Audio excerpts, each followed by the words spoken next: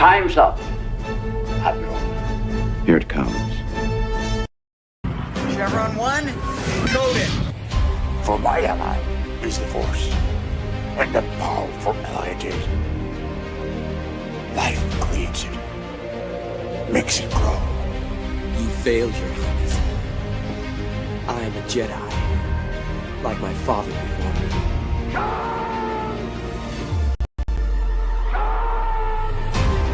Cry havoc, and let's set the dogs of war. Chevron 2 encoded. Conan, what is best in life? Crush your enemies, see them driven before you, to hear the lamentation of your women. It's all in the reflexes. I'll also say that you're heavy into martial arts, Tai Chi and all that killer stuff. I suppose we have to register you as a lethal weapon. Chevron 3 encoded. And somebody ought to belt you in the mouth. But I won't. I won't. The hell I will. Chevron 4 encoded. Do you expect me to talk? No, Mr. Bond, I expect you to die. Chevron 5 encoded. You take the blue pill. The story ends. You wake up in your bed and believe whatever you want to. You take the red pill. You stay in Wonderland. And I show you how deep the rabbit hole goes. Chevron 6 encoded. Now, come on, you can, little boy. Great Scott! Back off, man. I'm a scientist. You shall not pass! I thought I'd die fighting side by side with Al. What about side by side with a friend? A day may come when the courage of men fails, when we forsake our friends and break all bonds of fellowship. But it is not this day.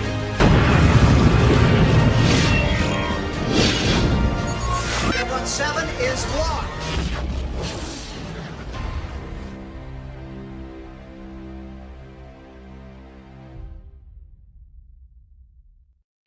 Hail and howdy, everybody. Welcome to another Saturday Night Drive-In where I didn't screw up the intro this week.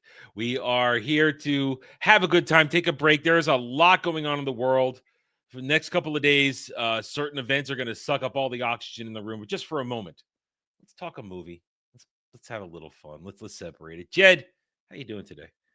Oh, I'm doing great. I'm always excited to do Saturday Night Drive-In because, like you said, we just need a little escapism. Yeah. And that's what entertainment used to provide. So we hope to offer that to our viewers and offer it to ourselves by just talking about an old movie. Even if we don't both like it or think it's great, we can have good old-fashioned nerd discussions. Yeah. That used to be the lifeblood of entertainment. And I'm very excited to be here for that. Yep. And I'm having a heat wave. It's 42 degrees outside. Woo! Whoa. And it's going to snow again tomorrow. Yeah. Anyway. It's 70 degrees here. It's pretty chilly. Shut up.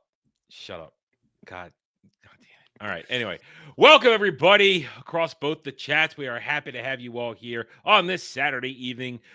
Hit those like buttons. And, let's just dive right in. I chose a cult classic this week. This one is considered a cult science fiction classic. And the thing is, you don't even realize what type of movie it is until the third act, really.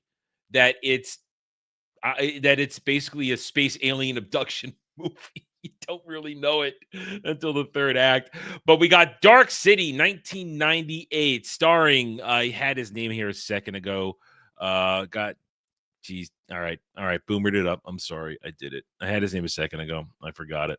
His name is Rufus Sewell. Sewell. Thank you. Rufus Sewell, Kiefer Sutherland, a young Jennifer Connelly, and several other people who, whatever. But it's a nice little movie. I watch it, I think, at least once a year, maybe every couple of years. I'll sit down and I'll watch it to remember. Yeah, I do like this movie. I don't forget it, but I always try to see if there's more to it than I think there is. Because that's the thing. I remember when it came out, and it came out to a wet fart.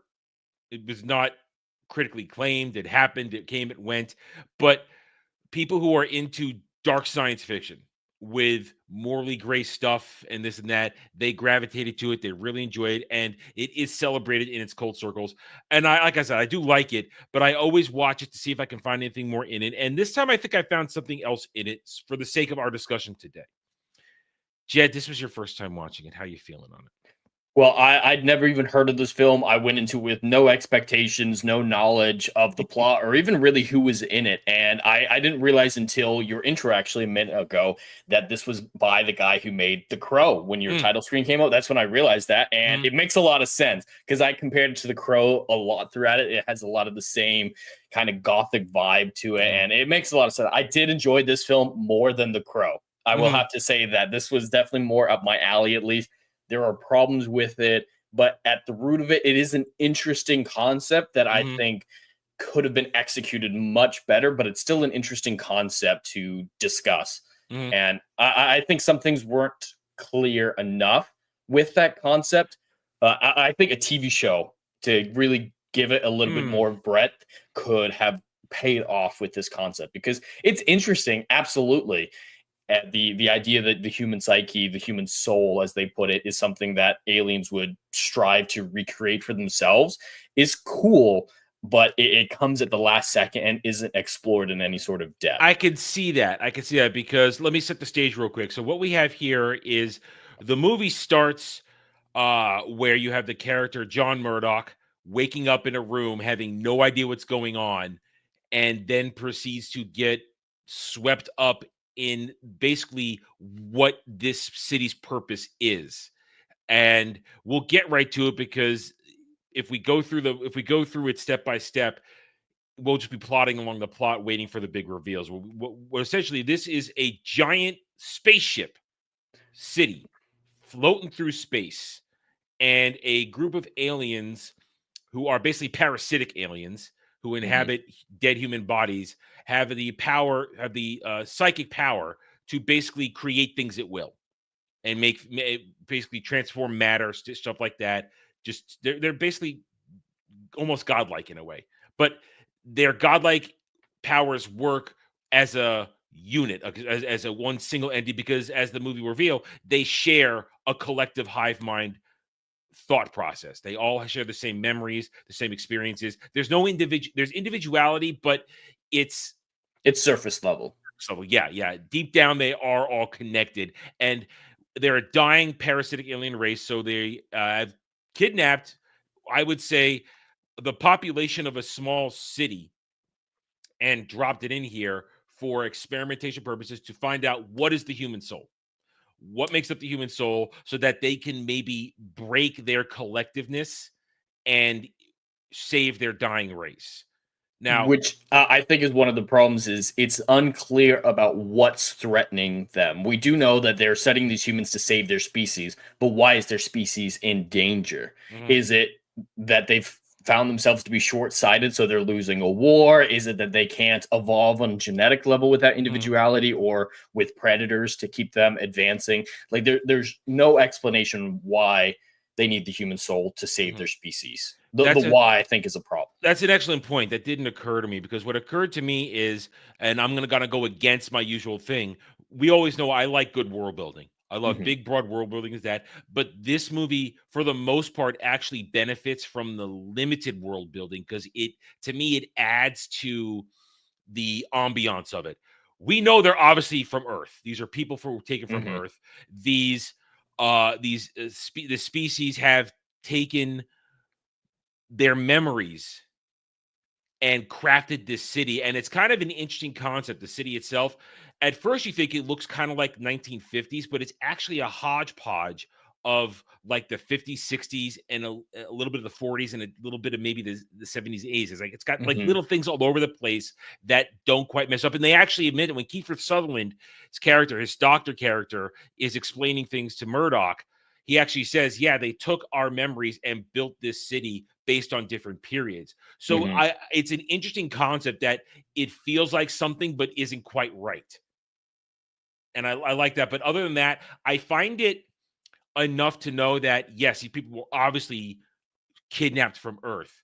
But the fact that they have no memory of Earth, they have no memory of that, and no idea how to even want to get back. I think to me that adds to the ambiance of the whole thing. You don't need to know that they want to get back to Earth. You don't need to know in the first two acts. I think that's true, but the third act goes so big, so bombastic, so over the top, and delves into the world building that I think that damages that argument. If they kept that kind of ambiance and then had maybe an ambiguous ending, like he's finally realized that there's something else going on, kind of more Matrix 1 ending, I think that ambiguity and that lack of world building would have helped it a lot.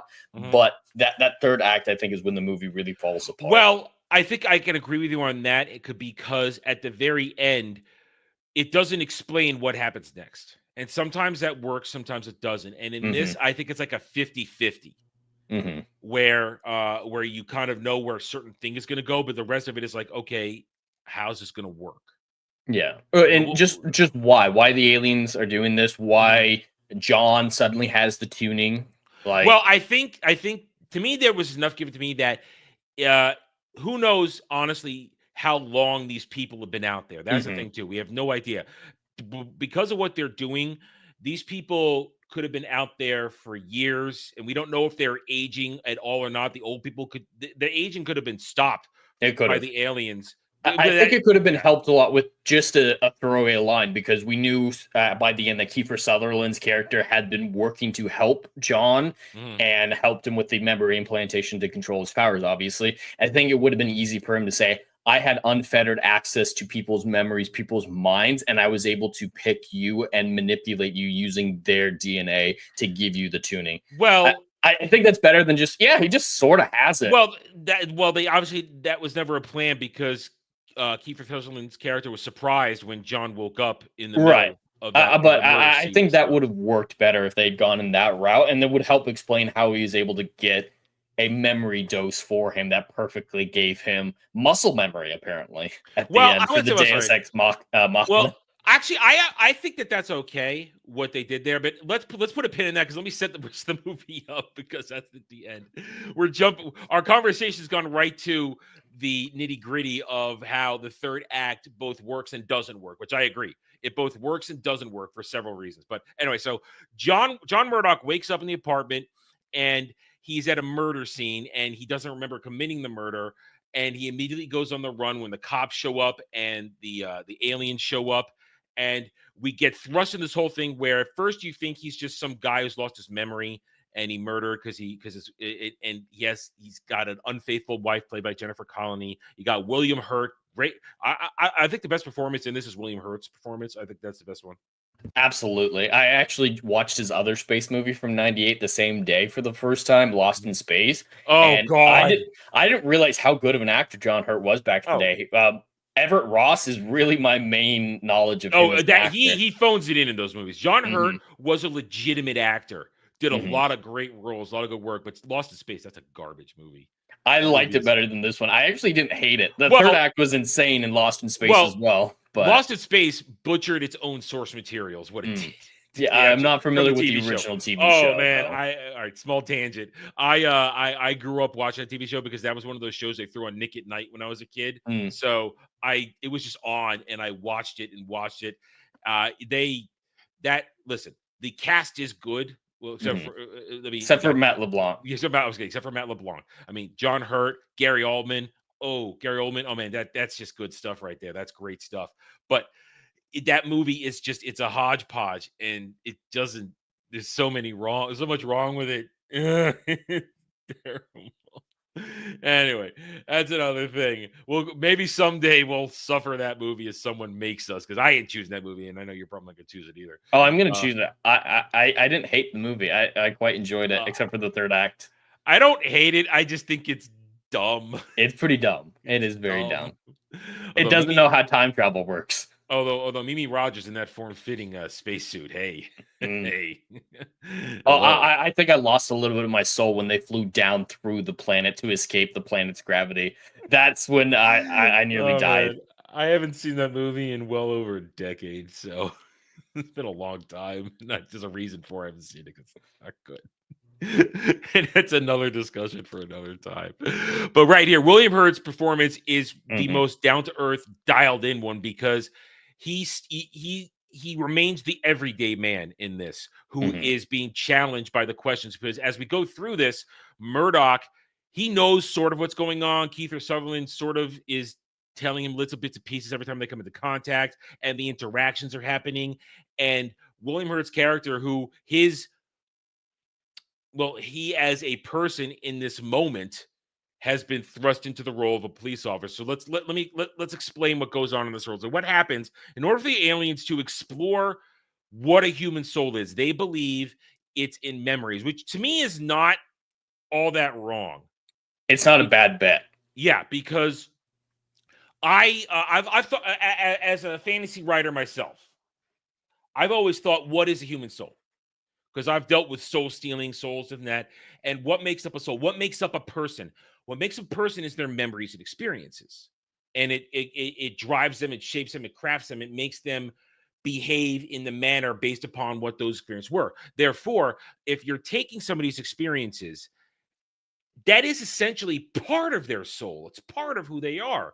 But there's a line at the end where John says you were looking in the wrong spot. There is also the emotional part, the thing that is unexplainable of what makes up a human soul.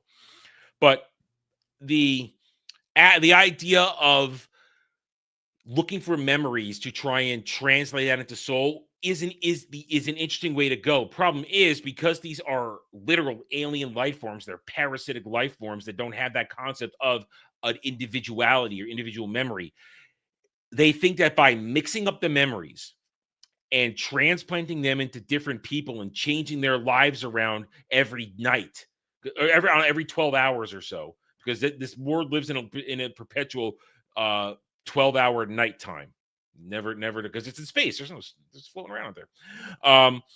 So they have these people swapping out lives. They'll stop them. Sometimes they'll keep them the same, but some people they'll swap them out, give them fresh memories, and live it out. And the story is starting out where they had John set up to be a murderer because they wanted to experiment on how somebody would murder and why they would murder, and would they fulfill their desires based upon the experiences of betrayal and hatred.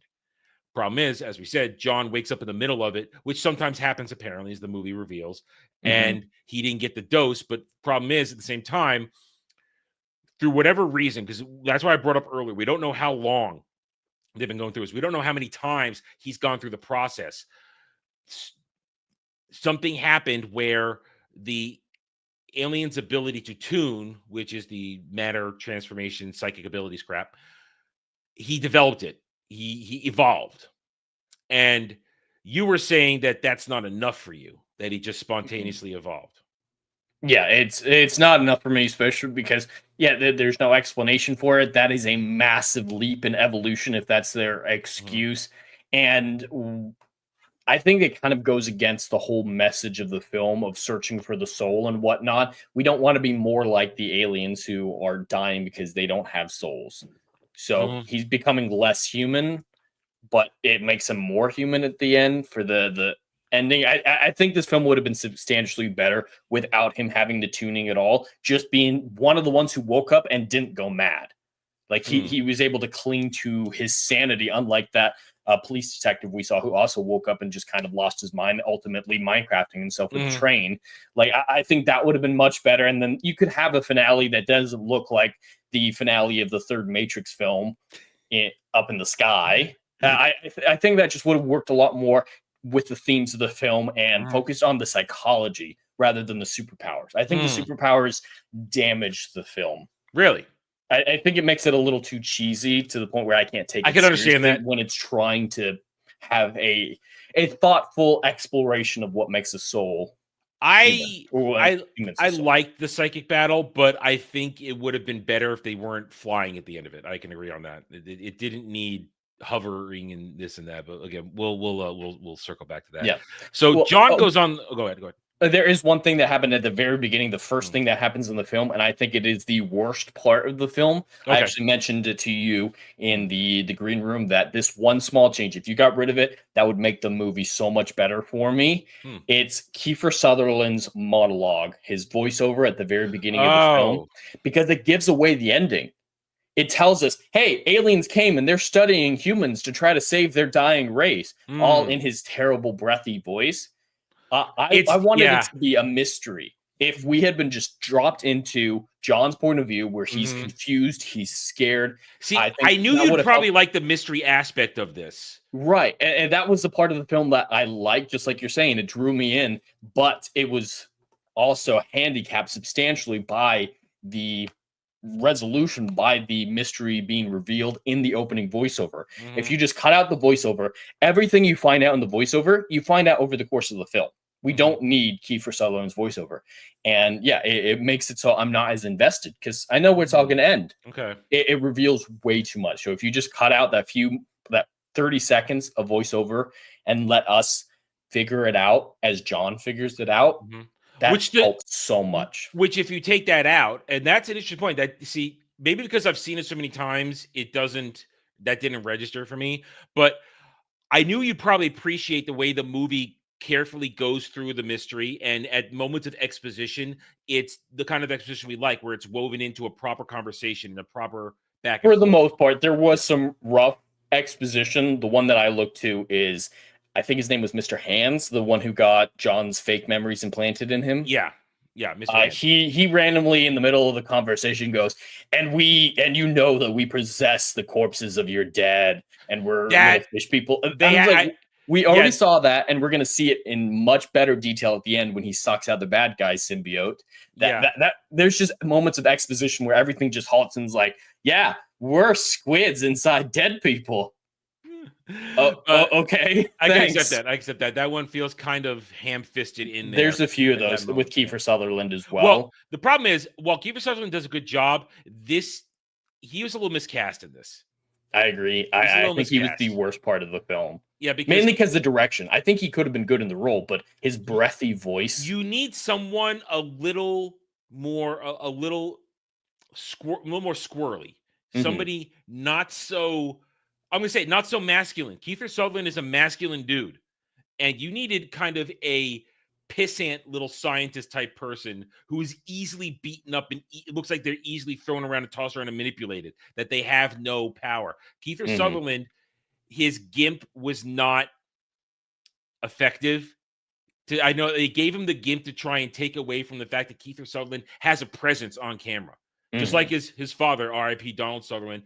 These are guys who have presences when they're in these roles, when in their roles of movie. Kiefer Sutherland's presence, he overshadows other people in the scene. Like even though what's his name, Sewell, people recognize him from tons of movies. Dude's in a lot of shit. But Kiefer Sutherland and William Hurt overpower him in every scene they're in. They have stronger presences. And you needed somebody to play the scientist role that is not so in your face, and you're drawn more to him than you are to our protagonist. Yeah, it needed to be a smaller name, maybe not less talented actor, but a less known actor. Yeah, we're not talking about lack of talent. Kiefer Sutherland does a fine job. It's just a slight miscast because he overpowers the role with his presence and ability. I actually had the same thought watching it, and I don't know if you'll agree with this or just laugh in my face, but the whole time I was thinking it'd be funny if it was the inconceivable guy from Princess Bride. That's the actor I was thinking. He's too or silly. Joe Pesci. He's too silly. That's too silly. Joe Pesci could be serious, but you need. I wouldn't say somebody so short, but somebody tall, wiry, thin, not athletic. Kiefer Sutherland still looks athletic in that sense, and I'm not buying his gimpy scientist weakness act, and that it's just not enough. The best part of Kiefer Sutherland is when he's in the implanted memories. That's perfect. That's great. He's at his best in the implanted memory montage. But the rest of it is just it's not terrible, but it's just it's a miscast. It's a miscast. And compared, like I said, to William Hurt, who just is great, delivering a solid, skeptical performance. As now we come back to where we end up the tangent. He is the guy who is now faced with these questions as he's trying to solve the mystery, because in this current time, he is a cop and he's the one tasked with solving the murder of the serial killer murders of all the dead hookers. So I think the film should have focused on William Hurt's character and Sue Well's character. Really made them the two stars and gotten rid of Kiefer Sutherland's importance. Like, obviously, you still need a human scientist to be that bridge and whatnot, but not make him the Deus Ex Machina at the end and just focus on them, almost a cat and mouse game as they're both figuring out that this world isn't real. And then you really don't get the revelation about aliens until the very end. And then they come together to work together, which they do. They do come together. They do briefly before William Hurt just dies. Yeah, that's a horrible death. That's a horrible death. Where Okay, so part of the movie is that Murdoch is trying to get back to Shell Beach, and no one seems to understand or know where. They know of Shell Beach, but they don't know how to get there. There is no Shell Beach. It's not there. It's just a fake memory created by the amalgamation of Kiefer Sutherland's and the aliens' memory experiments. But he wants to get there.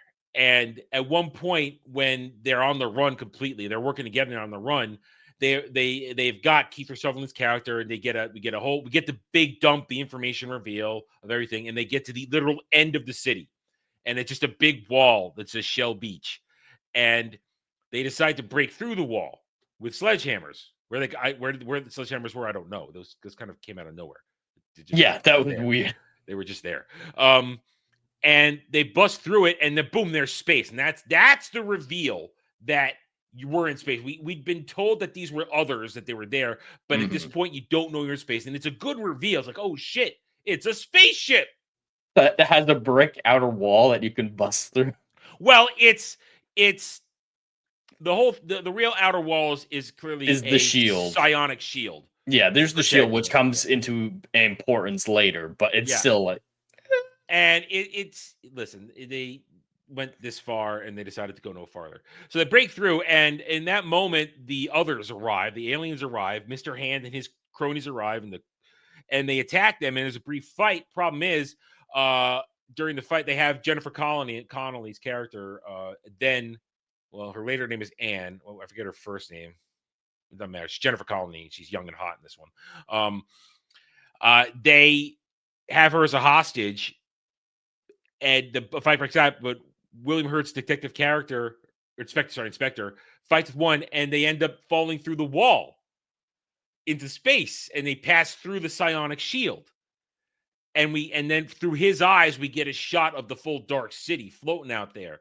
And then he just dies and he gets sucked out. It's such a ignominious ending. Because it's so unsatisfying. Because we're seeing a lot of this through his eyes. Like, he is an important character unraveling the mystery without the benefit of superpowers and a lack of a memory to know that something's unusual. Yeah. And he's really, just like you said, the everyday person. He's got fake implanted memories, and yet he's still questioning his reality. He's one of the only people who question it with the memories. Yeah, Jennifer Connelly and the others have to be told to question it. He kind of just instinctually is. Maybe that's because of the cop instinct they implant in him. Yeah. But yeah, he was such an interesting character that went nowhere.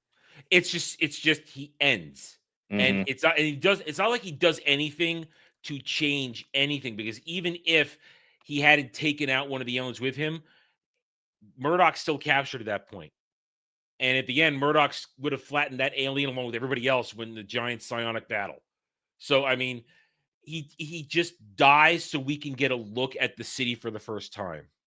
And it's a shame, because you're going to have a good character like that who, as we said, he's the everyday man. He's our perspective through this of somebody coming to grips with all the weirdness. Have a great sacrifice moment. Like, what if he's the one that gets the injection and puts it into John because Kiefer Sutherland didn't have a chance, or maybe he comes in at the last second because they left him for dead and he was following and he does something to distract it so Kiefer Sutherland could do the switch and this, that. Give him something more to do. It's such, as I said, an ignominious ending. It's so flat, and it's not worthy of both William Hurt's performance and the character performance. It just wasn't, it just, and I hate it every time. It didn't need to be William Hurt. With what he made an impact on the film, it could have been anyone. You could have hired an extra just to stand there and be like, yeah, I'm a cop. I'm looking for the serial killer. Yeah. So I'm right there with you. It's a shame. It's a wasted moment and a wasted part of the performance. But the whole entire thing in the end there is what happens is the aliens want to get Murdoch because they think he's now the link to their answer. of evolving themselves so that they can continue to live. And the whole boils down to the question of the movie: what is the soul? What is it? What is a person? Where do you go? And that's, I guess, where I want to go towards the end of this, because there's, as you said, we started. There's not much to say. I thought we'd get a little more out of these conversations, but you've come to the same conclusions I have. So there's no deeper discussion to be had, no other points of view. So listen. Hey, sometimes I pick a dud.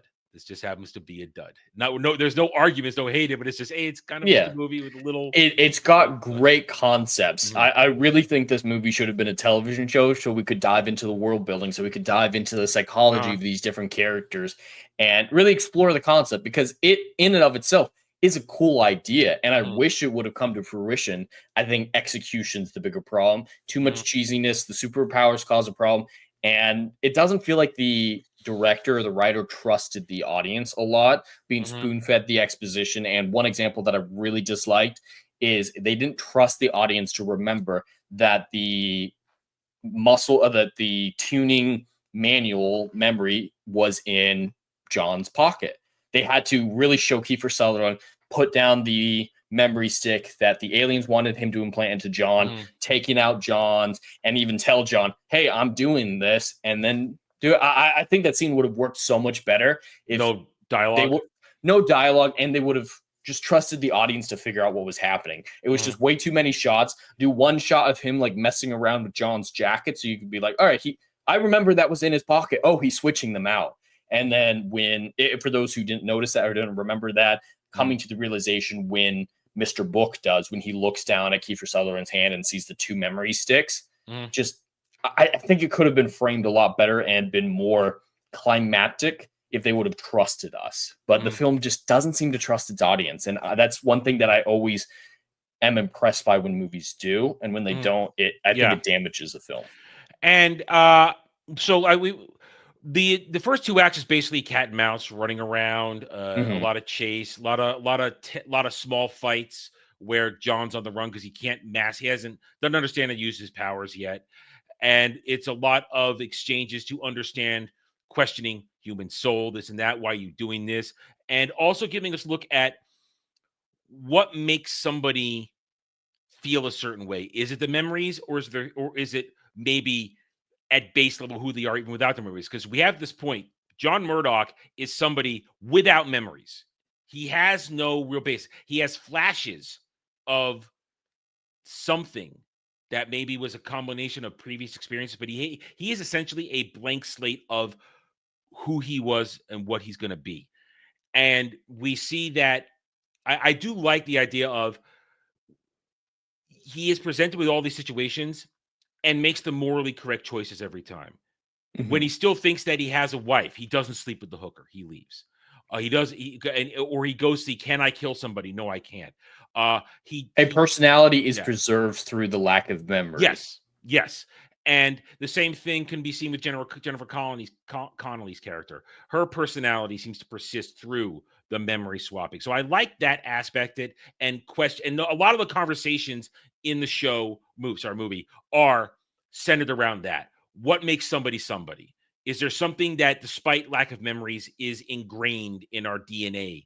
And you just said it, personality kind of breaks through. So the fact that John chooses to do good without any reference of what good is from memory or experience is an interesting path to explore. Whereas the Mr. Hand, when he gets the murderer memories implanted, he decides to go full bore into it. He kills women left or right. He kills people. He's saying, I am the monster you were supposed to be. Actually says it. I'm the monster you're supposed to be. And that's also another interesting thing. These entities who have no experiences of their own, how when this guy is given the chance to experience it, he completely becomes it. He wants it. He accepts it because it's an experience. Doesn't matter what it was. I don't think it even matter what it is. It's such an experience. He wanted it completely, good or bad. And that shows that maybe that at the base level, all these aliens have no morality. They are at the core bad. So I like that back and forth. So that's the two acts. It's a lot of interactions. We don't need to go over every scene of that. No. It's a lot of repetitive stuff, which brings down the score of the movie because they repeat the same types of conversations over and over again. So you get to the third act, as we said, after William Hurt's ignominious death.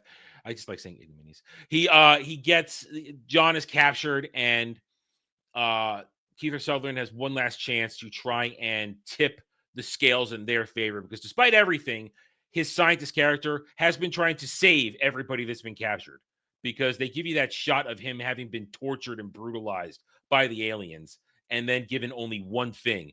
The only thing he's allowed to have is his talent. It's all he's allowed to have, and then whatever memories he makes going forward from that point on.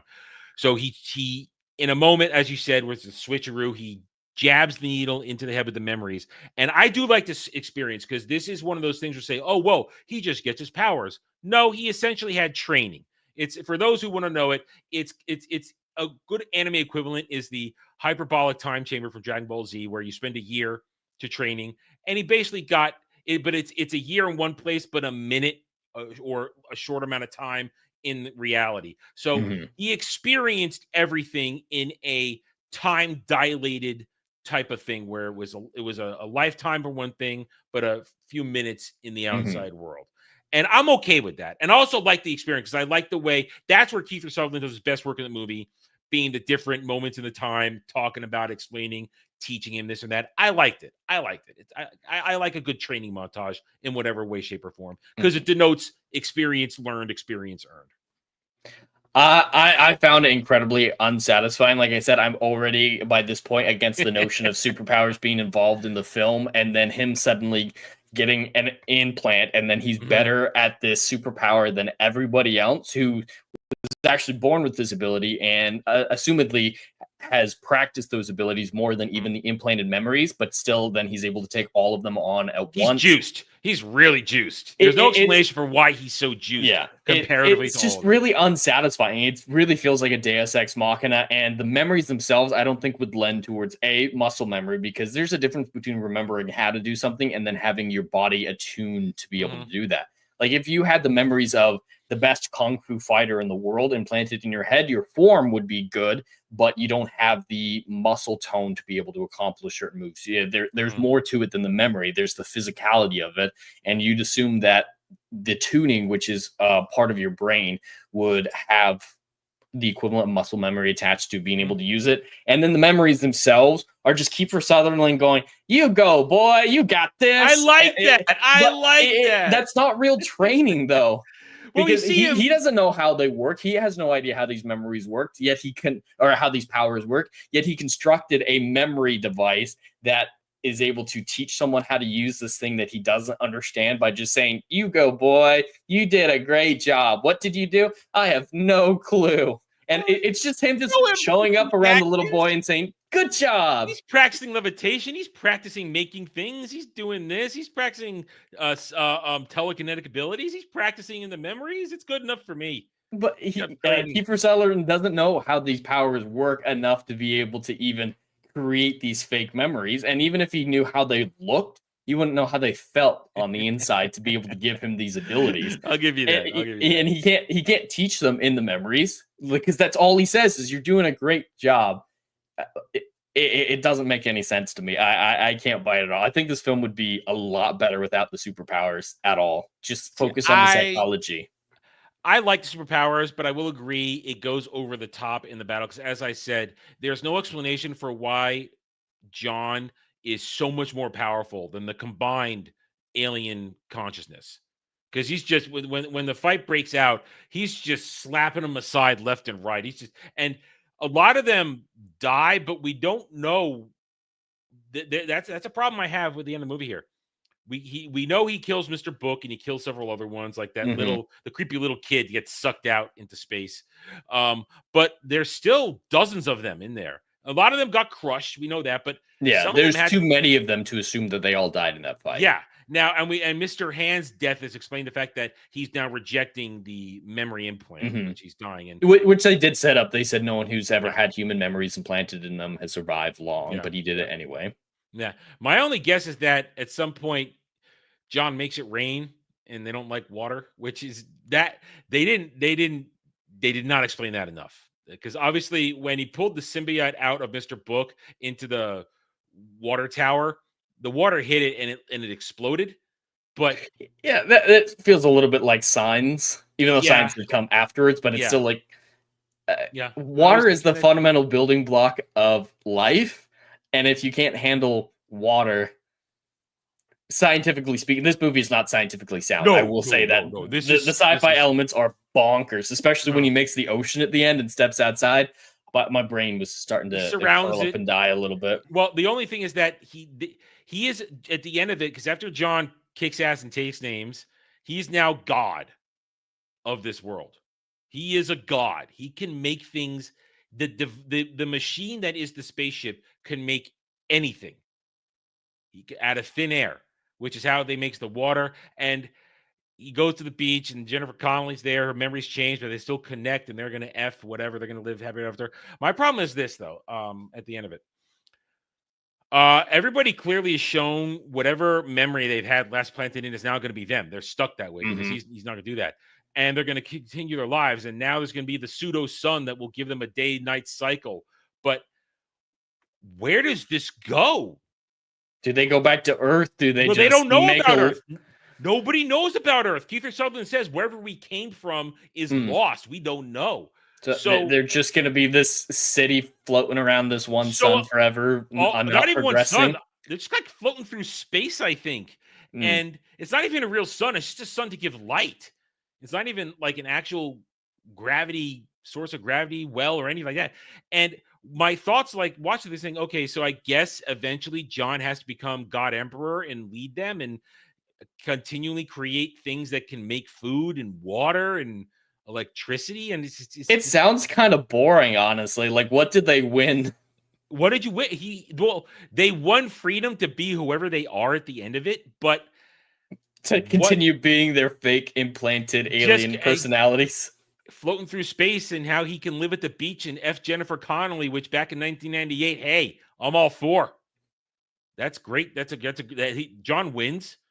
John wins right there. She's ready and willing already at that point. Let's go together. Let's hang out at the beach. But I mean, will he make a bigger world? Will he expand? I mean, like I said, the open-ended both works and doesn't work. We don't need to know what they're going to do, but I'd like at least an idea of what he wants to do. Besides, go F Jennifer character Connelly. motivation. We need to know more about the character. I mean, there's another possibility is because the shared computer is assumedly connected to their hive mind. Does he have alien knowledge to be able to know where Earth is or where other planets are? I don't know. Nava computer.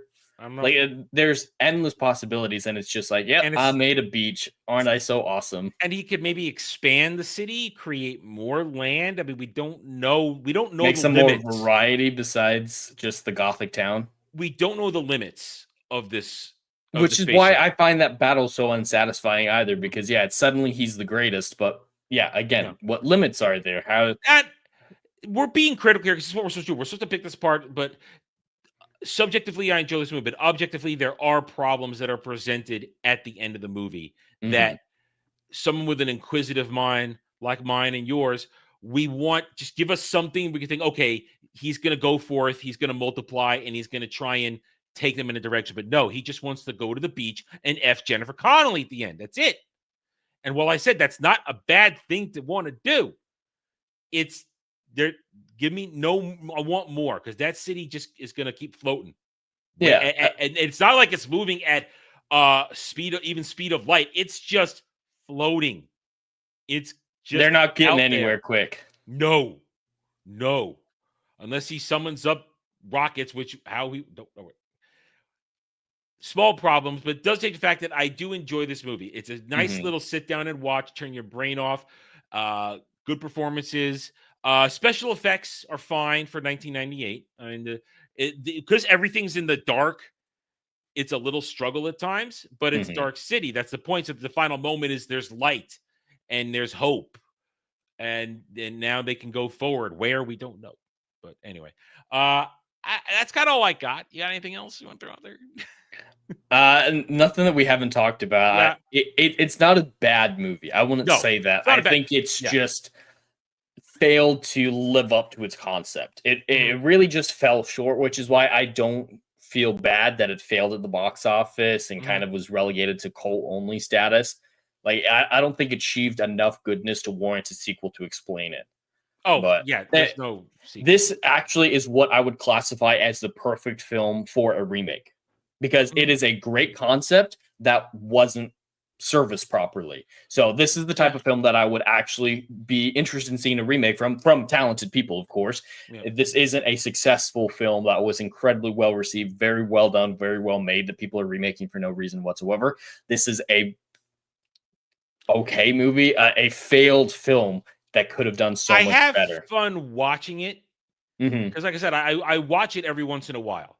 It's something I come back to because I like the ambiance. I like I do like the characters for the most part, and once in a while, I do want to scratch that dark science fiction itch of mine, where it's kind of a morally gray thing, and it's not just good against evil; it's just survival. That's kind of what this movie is. It's survival.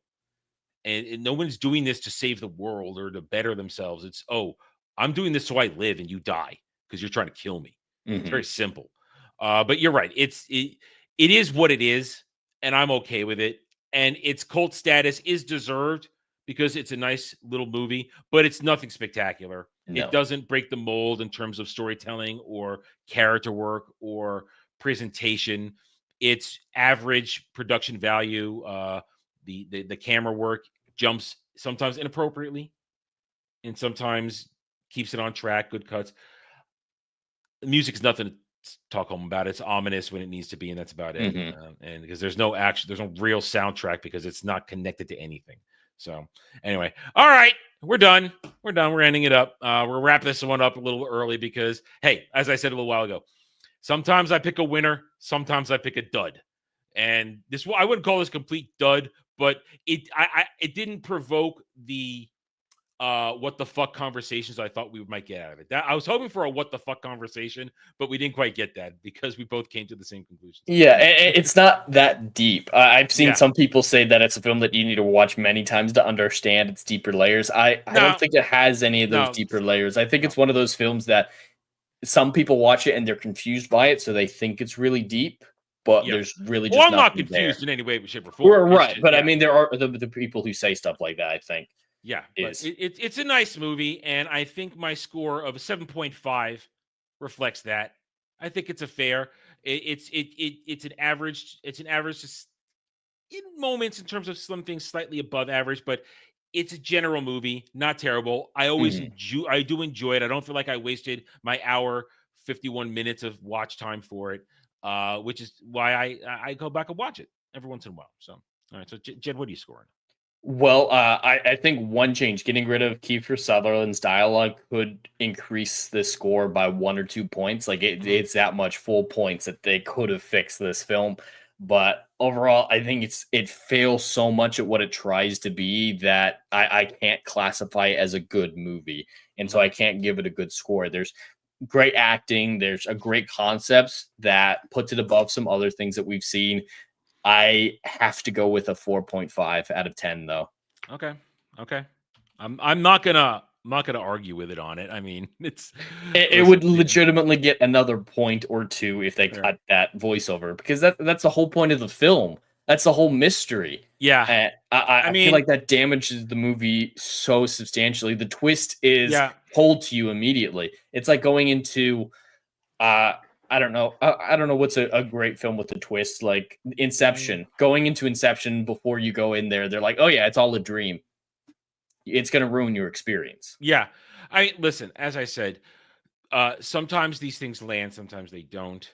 And if you and I were doing this the way we do this, where we are legitimately trying to see what works in a movie and what doesn't, we're not going to score it the way we do. We're saying, oh yeah, good time, it's fun, it's fine. But we're legitimately trying to not only discuss thematic stuff, but also production value, why it doesn't work, why the story doesn't work overall. So, and we're going to nitpick, but that doesn't take away from the fact that the movie it's not terrible. It's a good, I like it. It's a good movie. It didn't feel like we wasted our time. Yeah, no. And like you said, it does pique interest, does create thoughts, and one can get good ideas from it. Anyway, all right. So, Jed, you have a sort of timely movie for us next week? A bit of a timely movie. Yeah, I feel like it's been a little while since we've dove back into old classic Hollywood films with an old classic Hollywood performer who, I don't know if this is controversial, but I think he's one of the greatest of all time. Jimmy Stewart. We're going to be going. Jimmy Stewart is one of the greatest. I mean, we're talking about known as the ambassador to people, the goodwill ambassador. That's what he was kind of known as for generations. Jimmy Stewart was the goodwill ambassador. You put him out there, and you're just gonna, oh shucks, it's Jimmy Stewart. I do plan on picking his Hitchcock movie at some point. We need to pick some. He's got Rear Window. You got Vertigo. I do plan on picking several Hitchcock films eventually. I got all those. But to be a little bit more timely, I decided that we're going to be watching his 1947 film, Mr. Smith Goes to Washington. Ooh, as I said, with Monday just around the corner, it's timely in the here and now. Anyway, so there you go, guys, and Olin Books, and we must remind you that currently the comments are open. Go to my community page, and you can now submit your suggestions for Chat Choice in February, for Chat Show Choice, where you guys choose a movie for Jed and I to watch. You go to there. The rules are in the comments, in the comment section, community tab. Leave a comment there. That is the best way to do it because it's solid. I won't lose it if you put it in the chat here. Best place to put it. And then you guys have another 2 weeks. You got to the end of the month. Then and I'm going to close it. I will collect them. I will give them to a third-party person who has not submitted a suggestion, because some people we do stream with have submitted suggestions, so I can't just say, here, you do it. He or she will then choose what they consider the best 5, and then I will put it up the first week in February for a vote. And then you guys have a week to vote, and then we will choose to watch it because we have to, because you make us. Now, a lot of good movies in there. We got some good suggestions. Once again, it looks like you guys are coming through. No garbage. You've submitted good movies. So we should be pleasantly surprised by several of them. Several of them I own, some of them I don't. But they're a good one. So go there, go do that. It's your way to participate. We do it every quarter. This is the first quarter of 2025 where you guys could do it. So go do it. It's a lot of fun, and it's a chance for you to steer the show once in a while. That's where we do it. All right, then. So thank you all for joining us this Saturday evening. We hope you have a good rest of your Saturday, and we'll see you next week. So until then, bye.